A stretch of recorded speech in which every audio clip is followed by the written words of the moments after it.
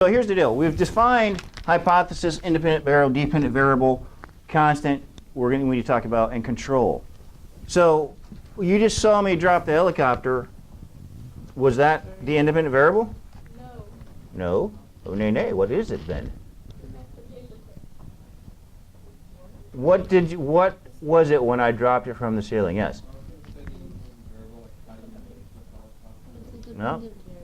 What you just witnessed, yes? Okay, stop. What have you seen me do? You saw me climb up on this table and drop this 3 times. After that, I did this. Have I dropped it with the paper clip yet? No. So that has 3 trials. That has data, a measurement, quantized. I can do that. So what is that then? The height. Yes? That was the control. You saw the control first, because what is the control? The control is the standard of comparison. Comparison to what? Has there been a change? All right? Because when we talk about our hypothesis, okay, Elaine, give us your hypothesis. You said it earlier. You said a hypothesis for this. When I made my intentional change, you said it will fall faster. Okay, the helicopter, increasing the mass of the helicopter will cause an increase in the speed. Increasing the mass of the helicopter, IV, will cause an increase in the speed, dV. That's what a hypothesis is. It's predicting the impact of IV on dV. All right, because this happens because I did it.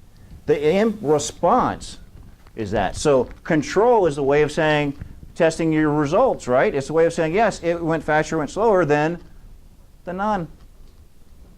So this is the way I always remembered it, and take it or leave it. But all right, so the standard comparison, see, it says with living things, it will generally be growing in optimal conditions. So say like room temperature, and then you change the temperature, and that becomes a variable. View it like this, and I'm going to abbreviate doing without the IV. That's the way I always remembered it when I was on your side of the desk. It was doing experiment without the IV. Okay? If you do an exercise lab and then you measure the pulse, you measure there, so they sit there and they don't exercise, you get 3 trials or 4 trials, boom, and then you do some exercise and you measure your pulse. All right? You compare your pulse to the resting pulse. The resting pulse in that case is the control. All right? Are there any questions? Hey, with cars, how many trials did we have?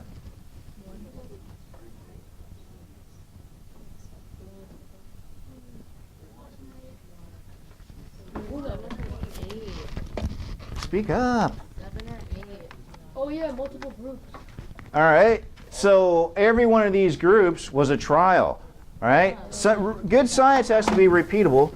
It doesn't necessarily mean that that person does it. It's probably best if they do. But we had, for this class, we had 8 trials. I only had 7 for group 5th and 4th period because I only had 7. I didn't have less number of students. All right. So repeat trials.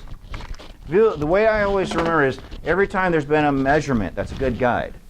All right, guide, not etched in stone, but every time they take a measurement. The problems on the back, a lot of them don't have repeat trials because they're generic experiences to see if you can identify IV and DV. Okay? All right, so let's fill out some other things before we test our hypothesis. So we're going to step to her, so I need a scribe to come on up. I can write with the keyboard. No, you're fired. She's first, then you're going to be second, and then you're third. Yeah, you have to earn that now, because you know. All right. All right. So I'm going to give you. Let's go ahead and switch to. Watch out.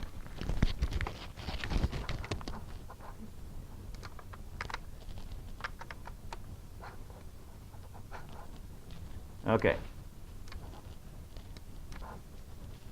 And nope. I want to try and get as much. So we'll have to do this in phases because you'll see here, right? Have you used this before? Yeah. All right, because if that's the eraser. Okay, I'm going to get us started. Number 1 and 2. What we want to do is number the sides to have a generic order of operations. View it like that. Okay? This is after you've come up with your question. All right? Recognize the problem.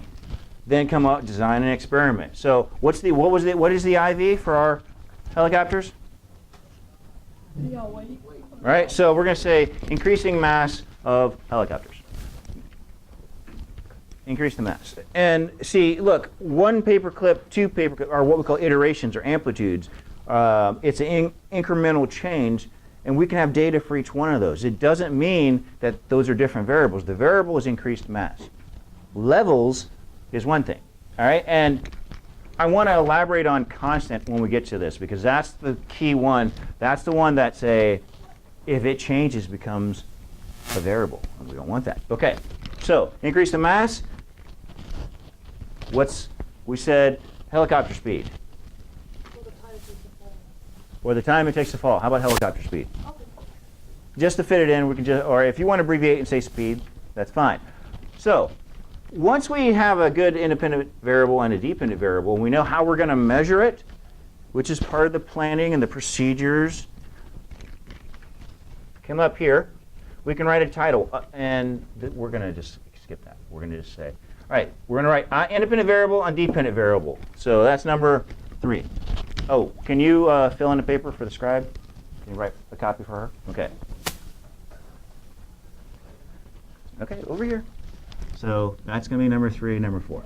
So the third thing is the title. A good science paper will not tell, the title won't tell you what the manipulated result was. It just gives you an idea.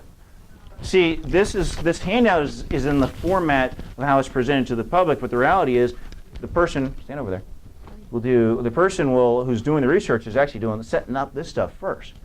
You're looking at kind of a template for the final result, how it's presented, because good science presents it to other people. Okay, so you guys, at your seat, go ahead and write a title, write a hypothesis. Take a second. Go ahead and pause while they're doing this.